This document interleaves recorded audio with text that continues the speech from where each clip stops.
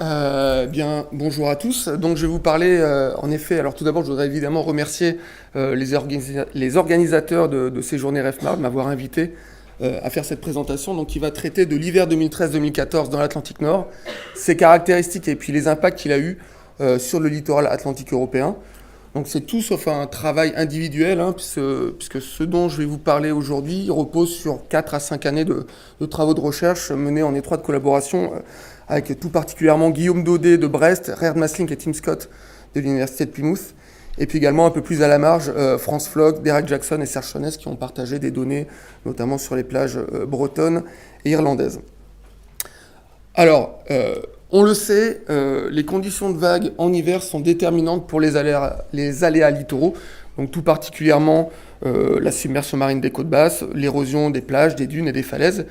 Il est vraiment de plus en plus important d'essayer de relier cette variabilité interannuelle de l'activité des vagues en hiver avec des modes de variabilité océaniques ou atmosphériques, grande échelle et sur des échelles de temps pluridécennales, voire même au-delà. Notamment parce qu'on sait, on sait de plus en plus que la hauteur des vagues présente des fortes variabilités interannuelles et qu'au-delà des événements extrêmes isolés, cette variabilité interannuelle peut très fortement contrôler l'évolution des littoraux meubles et du trait de côte. Alors ici, c'est un exemple, on est sur la plage du Truc-Vert en Nouvelle-Aquitaine, et ici, vous avez la série temporelle du volume total du système plage-dune au cours de ces 12 dernières années, et on voit très clairement ici de très fortes variabilités interannuelles dont l'amplitude dépasse largement l'amplitude des variabilités saisonnières. Donc aujourd'hui, on va s'intéresser à l'Atlantique Nord, aux côtes atlantiques européennes. Et à cet endroit, en fait, le climat de vague est essentiellement contrôlé par les vagues générées par ces dépressions qui transitent d'ouest en est dans l'Atlantique Nord et dont, hop là, on a beaucoup de boutons, et dont la trajectoire et l'intensité dépendent des gradients de pression latitudinaux qu'il peut y avoir entre les basses pressions islandaises et l'anticyclone des Açores. Et le mode de variabilité interannuelle le plus connu dans l'Atlantique Nord, c'est l'oscillation nord-atlantique, où pendant les phases positives, on va avoir une intensification de ce dipôle, et donc plus de tempêtes, plus intenses. Et pendant les phases négatives, on va avoir un dipôle beaucoup moins marqué, et du coup moins de tempêtes, moins intenses, avec une trajectoire plus sud. Le problème, c'est que finalement, ce schéma, il se heurte à l'hiver 2013-2014, qui a été extrêmement tempétueux dans tout l'Atlantique Nord, qui a fait la une pendant des semaines, voire des mois, avec des magnifiques photos et vidéos de vagues de tempête. Et cet hiver, en fait, il a été caractérisé par un indice ANAO qui était certes positif, mais relativement faible. Cet hiver a eu un impact aussi qui a été considérable. Alors, érosion des plages, des dunes et des falaises, de l'Irlande jusqu'aux côtes marocaines, donc je vais en reparler un petit peu après, des inondations exceptionnelles, en particulier au Royaume-Uni, plusieurs milliards, voire dizaines de milliards d'euros de pertes, ça a été encore pas complètement chiffré à ma connaissance, et puis d'autres impacts, on peut parler notamment de la surmortalité des oiseaux marins qui étaient exténués à la fin de l'hiver par toutes les tempêtes. Donc il était légitime de se poser les questions suivantes, où et dans quelle mesure cet hiver a-t-il été exceptionnel, avec une belle faute d'orthographe. Quelle est la réponse des plages sur le littoral atlantique européen? Quelle est la capacité de reconstruction de ces littoraux, parce que ça peut donner une mesure de la résilience de ces systèmes littoraux, qui est important dans un contexte de changement climatique, évidemment. Et puis, on peut se demander aussi si on est amené à subir de plus en plus d'hivers comme ça dans les futures décennies. Alors, pour répondre à ces questions, et en particulier les 3 premières, on s'est appuyé non seulement, pas que, sur des simulations rétrospectives atmosphériques, donc pression et vent, et de vagues également, donc hauteur significative, période direction, depuis 1948, où vous avez ici des exemples de champs de pression moyens hivernaux et des champs de vagues moyens hivernaux, où je définis par la suite l'hiver comme les mois de décembre, janvier, février, mars. Pour les données morphologiques, alors en fait, on voulait des sites qui répondaient à 2 critères. Le premier, c'est une fréquence d'acquisition à minima mensuelle pour avoir une bonne description de ce qui se passait pendant les hivers. Et puis également des données depuis au moins 2007 pour pouvoir replacer l'hiver 2013-2014 dans un contexte un peu plus long terme. Donc on a 6 sites. Hop là, je me suis trompé, il fallait que ça arrive. Hop là. On a 6 sites qui répondent à ces critères le long de la côte atlantique européenne, dont 3 sites en France qui sont labellisés par le Service national d'observation d'Inalite, dont Christophe a parlé. Donc ce sont des sites caractérisés par une grande diversité en termes d'exposition aux vagues, de marnage et d'héritage géologique, ce qui fait qu'on le voit sur la droite, on a une grande diversité en termes de profil moyen. C'est tout ce que je dirais sur ces sites, je n'ai pas le temps d'en dire plus. Donc l'hiver 2013-2014. Alors sur la gauche, je vous ai mis les hauteurs moyennes pendant cet hiver-là. Donc on voit, c'est classique, des vagues très grosses au large de l'Irlande. Mais ce qu'on voit surtout, c'est que ça atteint 6,50 m. Et dans le panel de droite, on voit la comparaison par rapport à la moyenne des hivers au cours de ces 70 dernières années. Et on voit que, en tout cas, de l'Écosse jusqu'au sud du Maroc, on a une augmentation de plus de 20%, qui est même de l'ordre de 40% sur une grande partie du golfe de Gascogne. Maintenant, quand on regarde comment cet hiver se classe par rapport aux 70 autres hivers, on voit qu'au sud de 54 degrés nord, à peu près là, et ben c'est très largement l'hiver qui est le premier, en tout cas le plus énergétique depuis 1948, avec juste une petite zone un petit peu plus subtile ici du côté de Gibraltar. Alors, en quoi cet hiver a été exceptionnel ? Ben, en fait, ce qu'on voit ici à gauche, ici, vous avez le champ de vagues pendant tout cet hiver. Donc c'est la hauteur significative des vagues. Quand on est dans le rouge, on dépasse 10 mètres. Vous allez voir toute cette succession de vagues de tempêtes en direction du golfe de Gascogne. Et ici, je vous ai retiré la série temporelle au large du truc vert ici.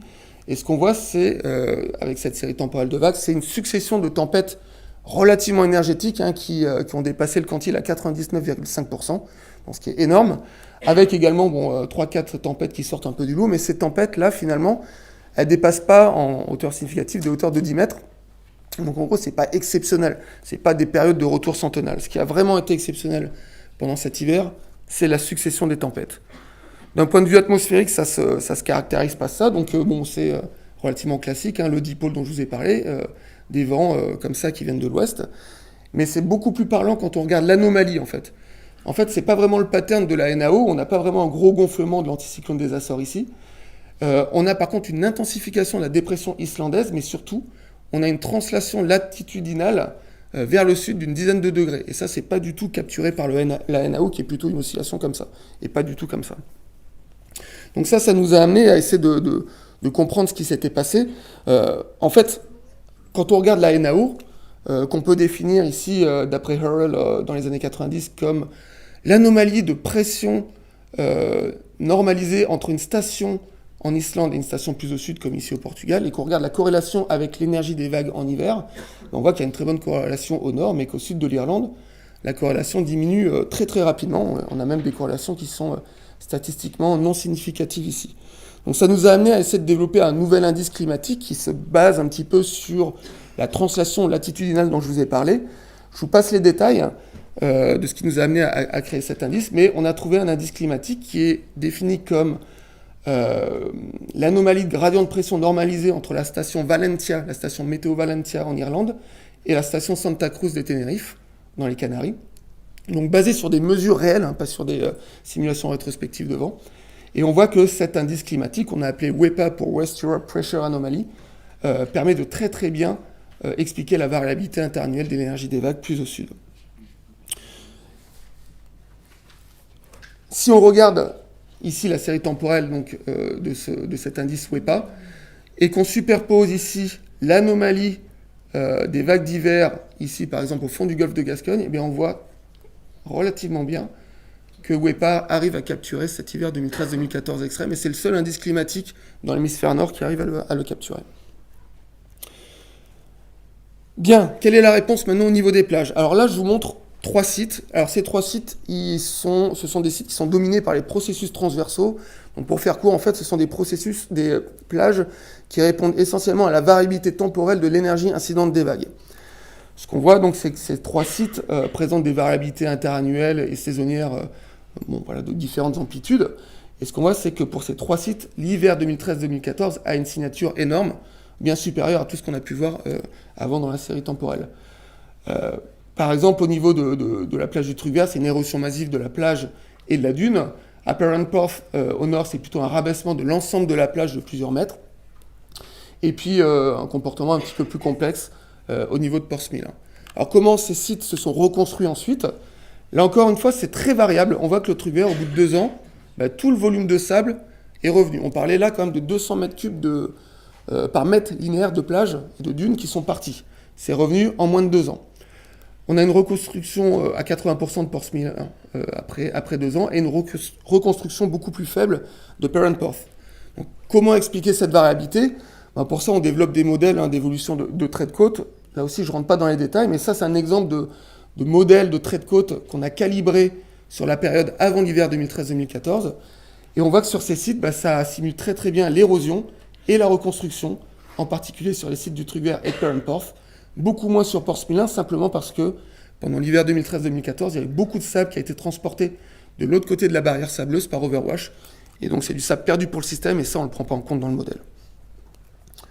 Pour les sites qui ne sont pas contrôlés ou dominés par les processus transversaux, donc on va parler de Vougo en Bretagne et de Slapton Sand en Cornouailles, on voit que par exemple Vougo, alors c'est un site assez particulier, un déficit sédimentaire, donc on a un volume qui diminue en permanence. On a une plage à Slapton qui est relativement stable. Et à Vougo, alors l'hiver 2013-2014, ça n'a eu quasiment aucun impact au niveau des volumes.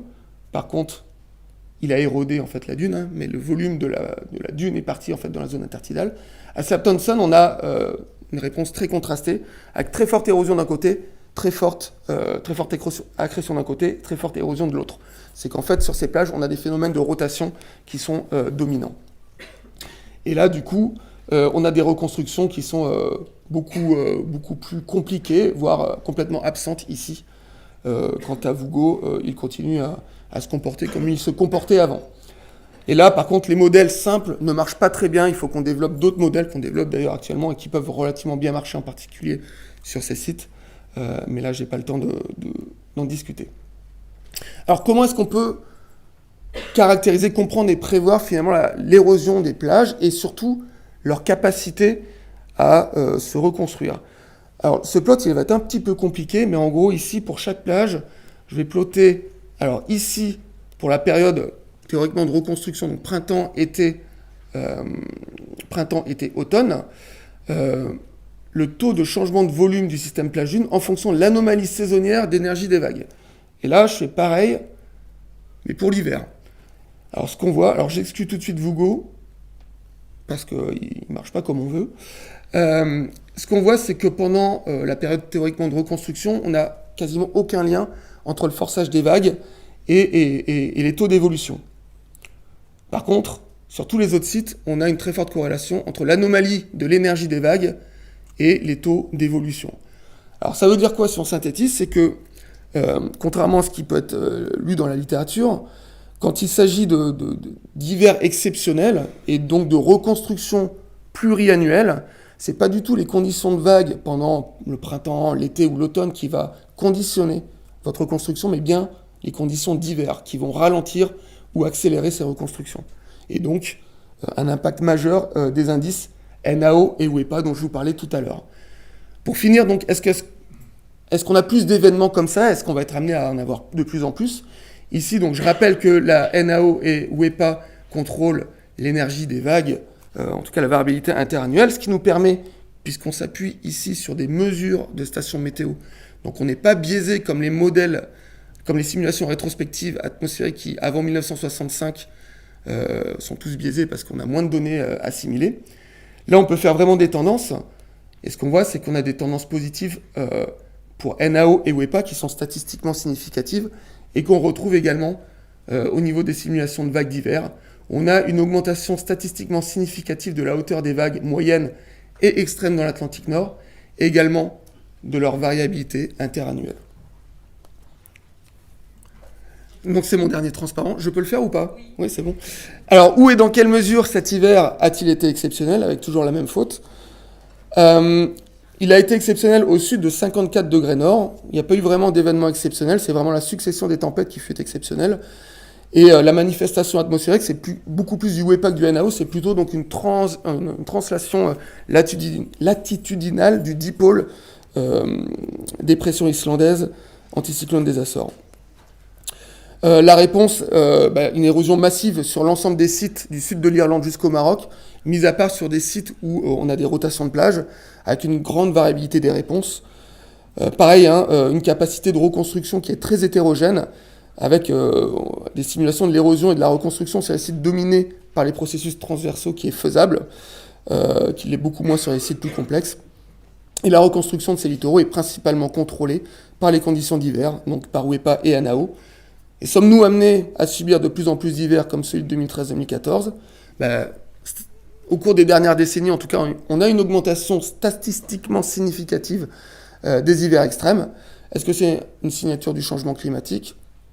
C'est un peu trop tôt pour en juger, sachant que les modèles climatiques suggèrent plutôt une diminution pour nous dans le nord-est atlantique. Et d'autre part, les prévisions saisonnières des indices NAO et WEPA vont être cruciales pour anticiper les risques littoraux sur la côte atlantique européenne. Actuellement, c'est le Met Office au Royaume-Uni qui est vraiment au taquet là-dessus, qui arrive à faire les premières prévisions saisonnières, donc en septembre-octobre, de la NAO et de WEPA, et qui semble commencer à porter ses fruits. C'est intéressant scientifiquement, mais aussi pour les compagnies d'assurance. Et dernière conclusion méthodologique, ça montre bien le besoin de collecter des données d'observation récurrentes, pérennes, long terme, sur des sites représentatifs de la diversité des littoraux, en termes d'exposition de vagues, marnage et héritage géologique. J'ai fini. Merci Bruno. Alors du coup, je t'ai mal introduit, mais on peut quand même dire que tu es le coordonnateur actuel d'Inalit. Oui. Et donc c'est une très belle illustration finalement aussi de comparaison des différents sites ateliers qui sont suivis par Dinalit. Et merci pour cette présentation qui fait vraiment le lien entre l'observation du niveau de la mer et puis la réponse des plages avec quelques explications assez novatrices, j'ai envie de dire. Merci beaucoup. Merci. Merci Bruno pour cette présentation super intéressante. Donc on voit bien que la succession des tempêtes de l'hiver sont portées par une basse fréquence de NAO et LPA aussi. Est-ce que vous avez vu autre type d'indices ou de patrons à part le NAO ? Est-ce qu'on a regardé d'autres indices ? Oui, c'est ça. Oui, alors on a regardé des autres motifs qui ressortent des EOF quand on fait des analyses rétrospectives des simulations atmosphériques. Donc les principaux indices, c'est SCAND. Donc je ne sais plus exactement, c'est un truc qui se passe un peu en Scandinavie. Et l'autre, c'est le Eastern Atlantic. C'est le Eastern Atlantic Pattern, qui lui donne des corrélations qui sont correctes, bien moins que WEPA, et qui sont plutôt localisées au large, pas trop sur la côte atlantique européenne. Donc il y a d'autres indices qui expliquent une part de la variabilité. Il n'y a pas que la NAO, il y a en effet d'autres indices atmosphériques, mais qui donnent finalement assez peu d'explications à la variabilité le long de la côte. Parce qu'en fait, aussi, il y avait des travaux sur la corrélation ou la relation entre les tempêtes et la basse fréquence des indices climatiques qui a été faite et on montrait qu'il y a une forte relation avec le CLP, le Sea Level Pressure, le champ de pression. Donc, mais aussi, il y a toujours une relation ou une non-stationnarité ou une relation non stationnaire avec les différents indices. Donc vraiment, ce sont des choses à voir et à tester. Merci. Oui, on est vraiment sur les moyennes hivernales ici, pas sur les événements extrêmes localisés. Oui, moi j'avais une question sur l'extension en latitude là, de l'impact de ce renforcement des phénomènes. Enfin, oui, de l'hiver extrême 2013-2014. Vous avez indiqué que c'était des îles britanniques jusqu'au Maroc. Or, j'ai vu que dans la session poster, on a un poster sur l'hiver 2014 au Sénégal. Alors, je ne sais pas si c'est le même, si c'est l'hiver 2014-2015 ou 2013-2014. Enfin, est-ce que ça affectait même encore plus au sud que le Maroc les côtes africaines ? Alors, je ne suis pas capable de vous dire plus au sud parce que les simulations rétrospectives, on a fait vraiment le champ de vent dans l'Atlantique Nord. Et au niveau du Sénégal, le climat de vague est aussi affecté par ce qui se passe dans l'Atlantique Sud. Donc on s'est arrêté au Maroc. Je ne suis pas capable de vous dire s'il y a eu un impact. Je pense que en tout cas sur la période janvier-mars, les vagues ont été plus grosses parce que de toute façon, c'est les mêmes houles, c'est le même système dépressionnaire qui génère les vagues qui arrivent à cette saison-là sur les côtes sénégalaises à partir du nord de Dakar en fait. Ok, merci beaucoup. C'était par rapport à la question si ça a affecté le Sénégal. Au Sénégal, en 2014, au mois de mai, on a connu une houle exceptionnelle, mais cette houle est venue du sud, d'autant plus qu'elle avait affecté d'autres pays tels que le Togo, le Bénin, la Côte d'Ivoire. Il faut le dire, au niveau du littoral ouest africain, on a la mission d'observation du littoral ouest africain qui permet de renseigner les phénomènes météo exceptionnels. Donc en renseignant les fiches des différents pays, on s'est rendu compte que la houle venait du sud. Donc c'était pas vers... Alors, en effet, le mois de mai, c'est l'entrée de l'hiver de l'Atlantique Sud, et c'est là où vous commencez à avoir les... C'est pour ça que le Sénégal, c'est assez compliqué, parce qu'il y a vraiment deux régions zonales de génération de ces houles.